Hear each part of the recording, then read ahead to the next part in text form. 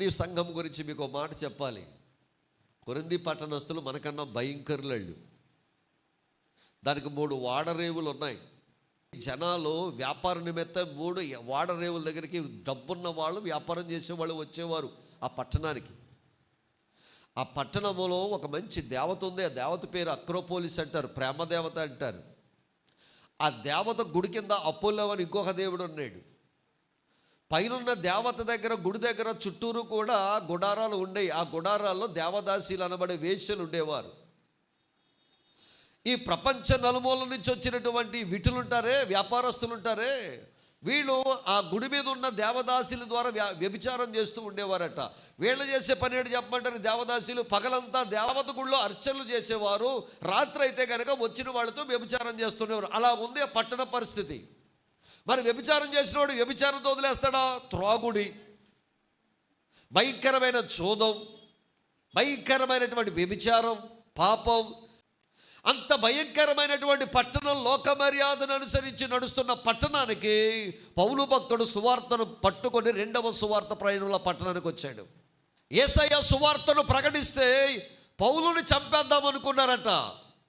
ఈ తాగుబోతోళ్ళు, వ్యభిచారం చేసేవాళ్ళు, ఆ పూజారి ఆ దేవతకు సంబంధించిన పూజారులు, ఈ పాపం చేసే వాళ్ళందరూ కూడా ఈ పౌలుని చంపేద్దాం అనుకుంటే పౌలు తట్టుకోలేక గదిలో ఉండి ఏడుస్తూ ప్రార్థన చేస్తాడు. అయ్యా, నువ్వు రమ్మన్నావు, ఈ పట్టణానికి వెళ్ళి సువార్త ప్రకటించమన్నావు, నేను ఈ పట్టణానికి వచ్చానయ్యా, సువార్త ప్రకటిస్తున్నానయ్యా, నాకు చాలా భయంగా ఉందంటే ప్రార్థన చేస్తున్నటువంటి గదిలోకి దేవుడు ప్రత్యక్షమయ్యాడంట పౌలుకి.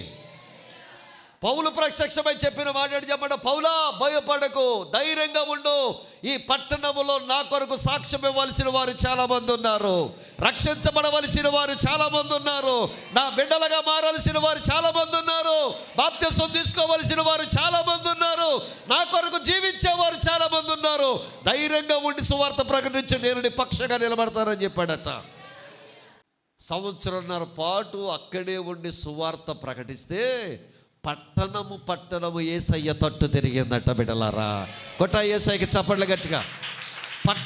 పట్టణము యేసయ్య తట్టుకు తిరిగిందట. దేవుని బిడ్డలారా, అందులో అసత్యం ఉంది, లోక మర్యాద ఉంది. నా యేసయ్యలో సత్యం ఉన్నది, నా యేసయ్యలో జీవమున్నది. నేనే మార్గం అన్నాడు, నేనే జీవం అన్నాడు, నేనే సత్యం అన్నాడు. నా ద్వారా తప్ప ఎవడు తండ్రి దగ్గరికి రాలేడని ఛాలెంజ్ చేసి చెప్పిన ఏకైక దేవుడు నా ప్రభు అయిన యేసుక్రీస్తు వారు. యేసయ్యకు మహిమ కలుగునుగాక. వారు లోక మర్యాద నుండి తప్పించబడి క్రీస్తు మర్యాదలోకి వచ్చారు. బిడ్డలారా,